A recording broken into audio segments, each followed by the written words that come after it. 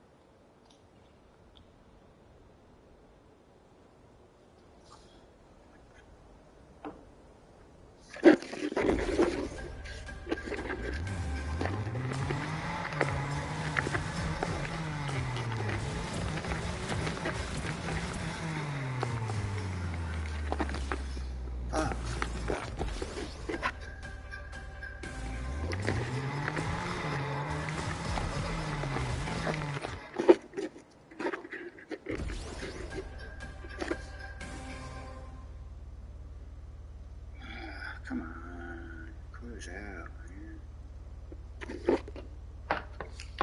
Jesus Christ.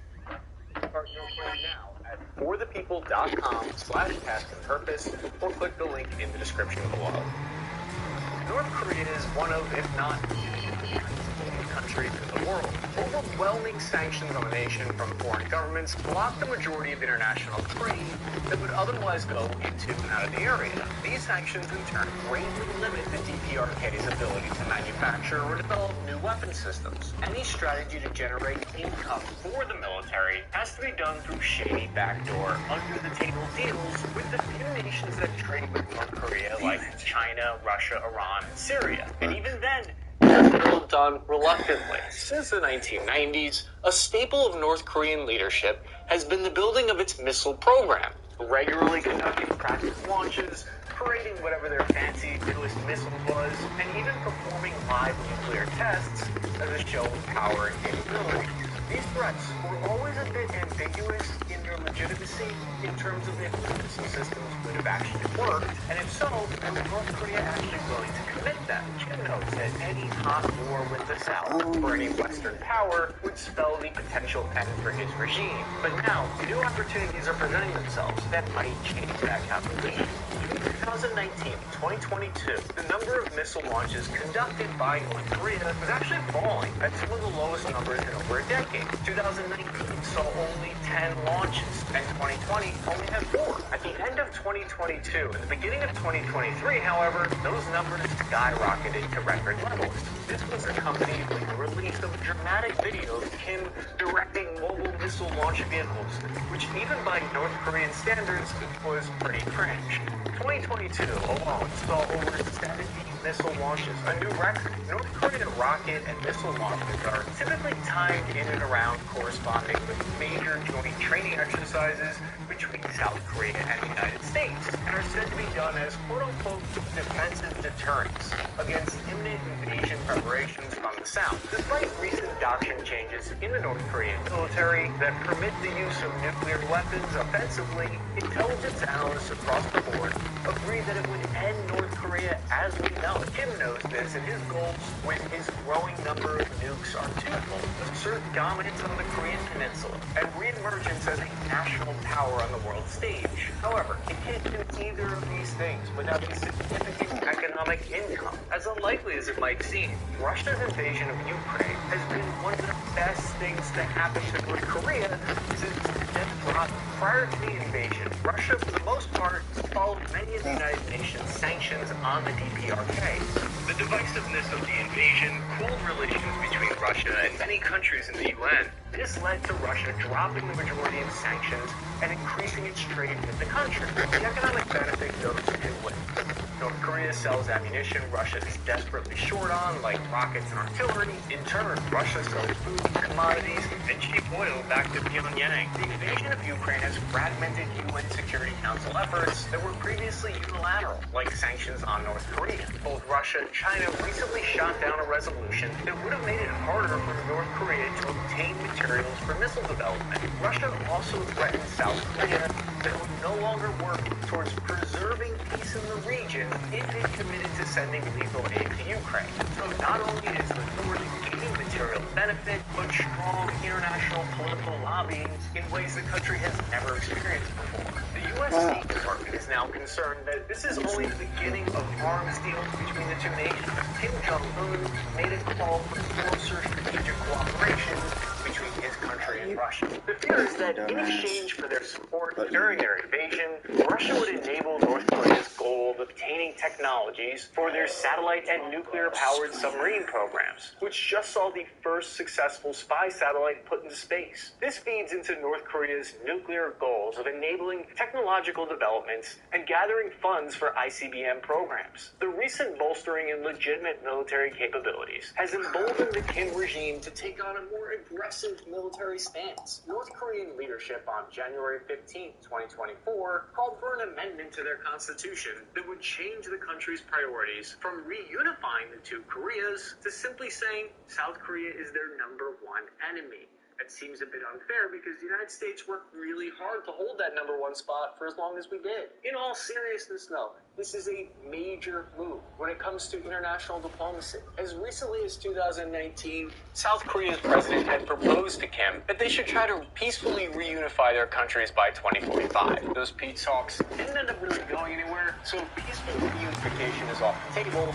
That means forced military action is now the other option. But if we think about this realistically, Kim wouldn't want to capture South Korea, even in his wildest dreams, because he would then somehow have to control a population of 50 million South Koreans to his 25 million. It's just not in the cards. Here's what Kim had to say. The reunification of Korea can never be achieved with the Republic of Korea. He then simultaneously shut down 3 government agencies that oversaw reunification efforts, namely the Committee for the Peaceful Reunification.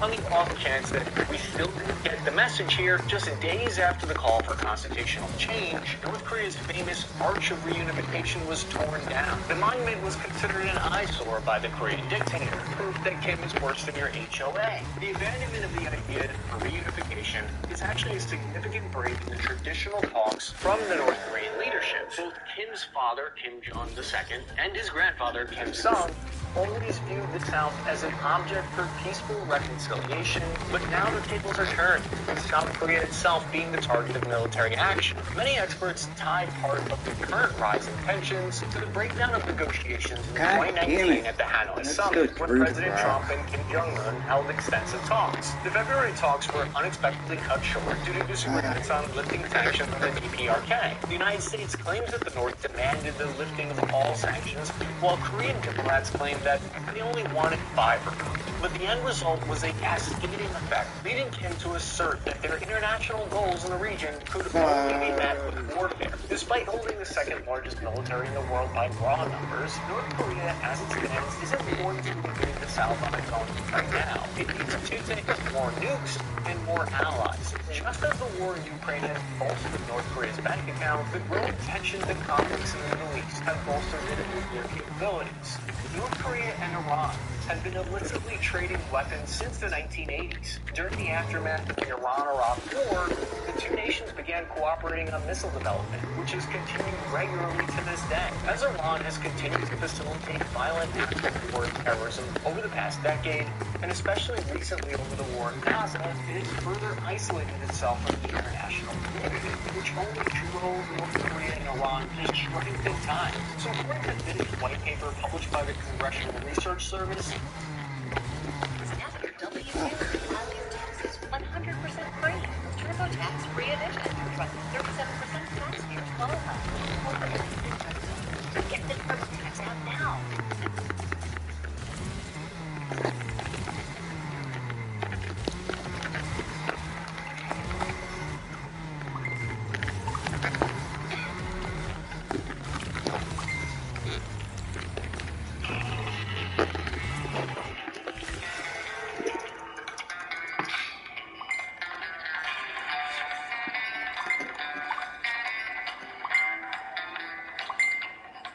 When you finally decide to take care of you, there's Instacart.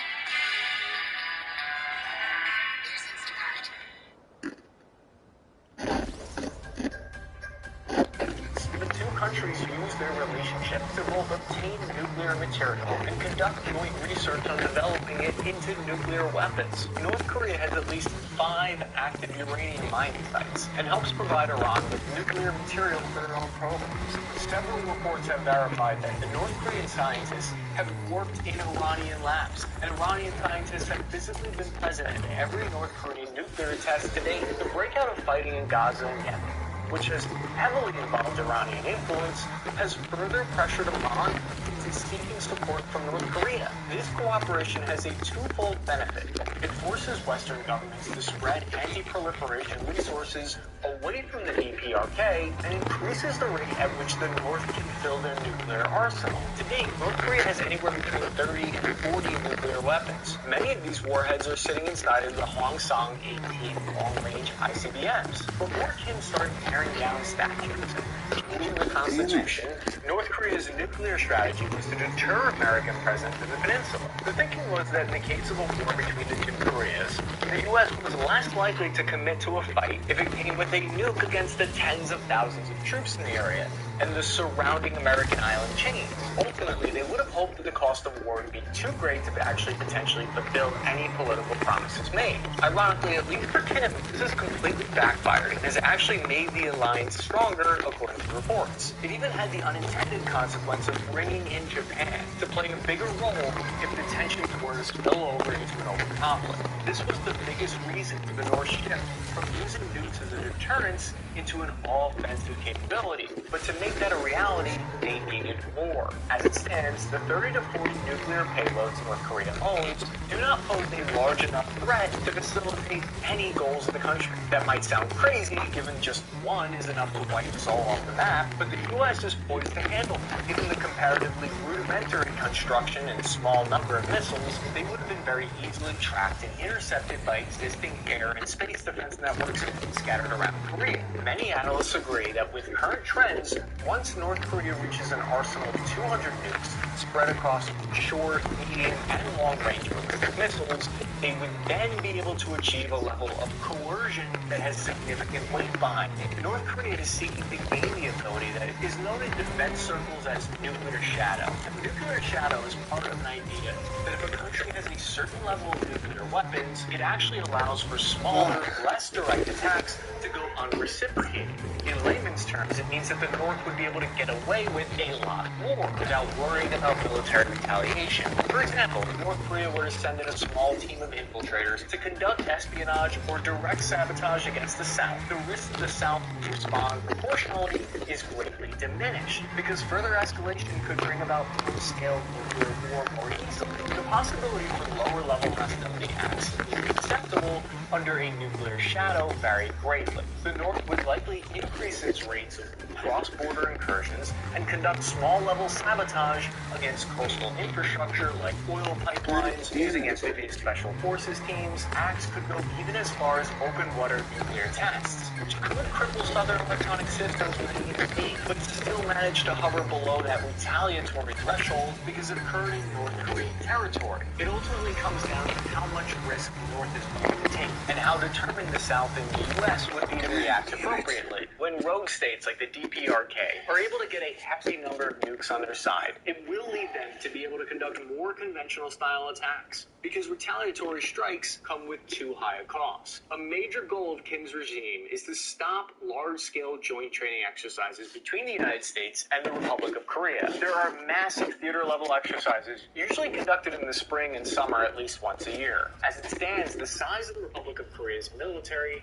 is about a third of their adversaries across the DMZ, and there are nearly always in a joint combined formation with the American forces in the country. International level cooperation in fighting is one of the hardest skills a military can master, which is why the continuous training of both nations is a critical relationship in deterring and engaging competitive conflicts. For him and his compatriots, a well-trained South Korean military poses problems if he seeks to reunify by force. In the past, North Korean officials have declared that these training exercises are a direct threat to their nation, and according to them, it destroys any hope of peaceful inter-Korean relations. For example, prior to a large-scale training in 2021, Kim Yo-jong called the drills unwelcome, self-destructive action, and that the United States and South Korea will face a more serious security threat by ignoring our repeated warnings to push ahead with the dangerous war exercises. Going on to further accuse South Korea of treacherous treatment, of the weak relations between the two countries. These exercises assure that the North would not have a decisive or overwhelming advantage in a ground fight, given the large numbers of imbalance. If North Korea were to succeed in removing the United States from the peninsula due to political pressure and nuclear deterrence, it would have a much more level playing field if they decided to cross the 38th parallel. Using a possible nuclear shadow and stronger alliances with outside countries, North Korea is attempting a sort of breakout. In a December 2023 speech, Kim called his country's military-industrial complex to accelerate war preparations, which is nothing new for the regime going back to the 1950s, but followed it by saying that he's expanding cooperation with anti-imperialist independent countries, aka Russia, China, and Iran. While the Middle East and Ukraine are fraught with ongoing violent conflict, Kim is eyeing one more zone to give himself an advantage: Taiwan. The final piece of the puzzle that would greenlight a North Korean attack on the South would be a Chinese invasion of Taiwan. Like how the war in Ukraine opened up closer relations with Russia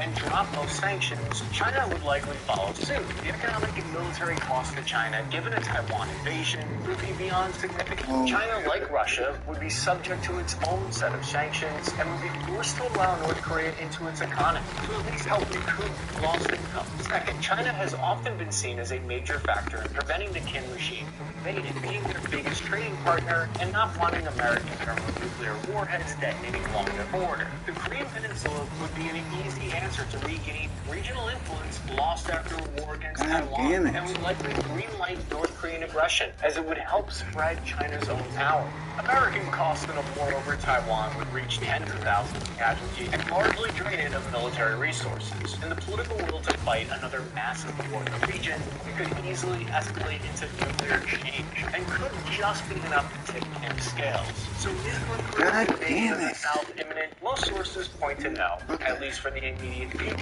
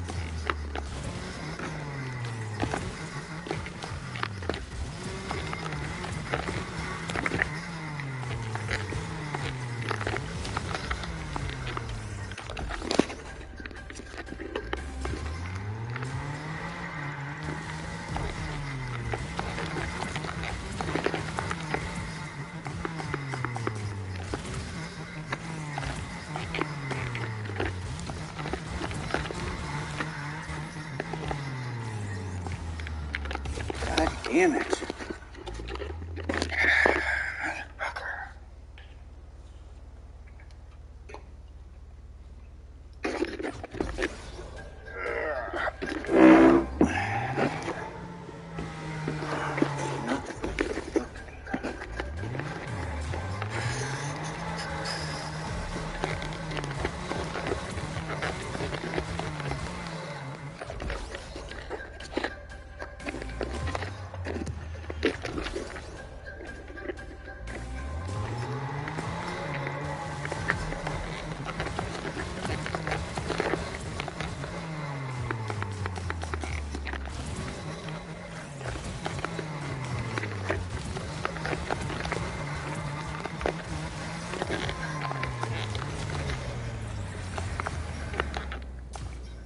Fuck. Come on.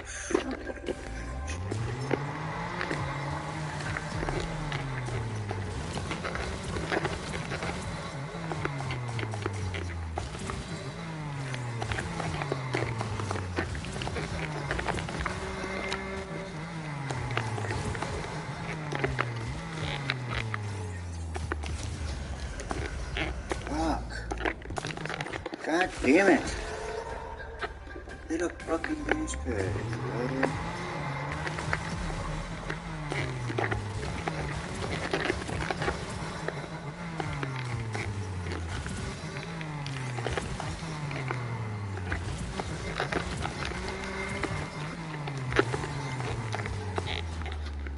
Fuck.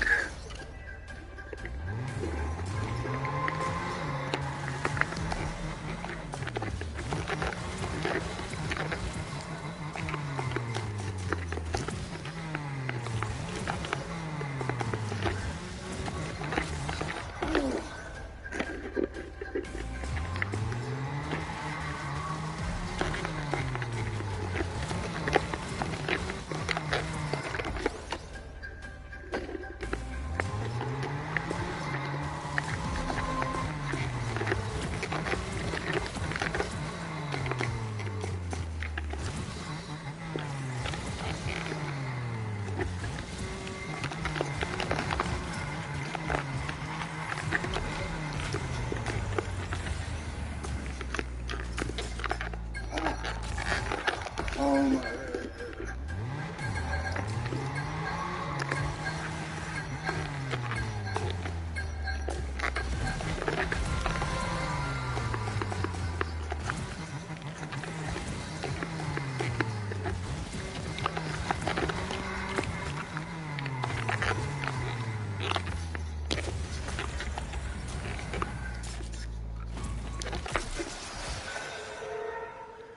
You know, I got 24.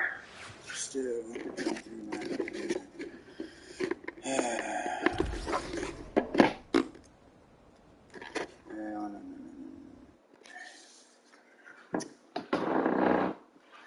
Look hot in here.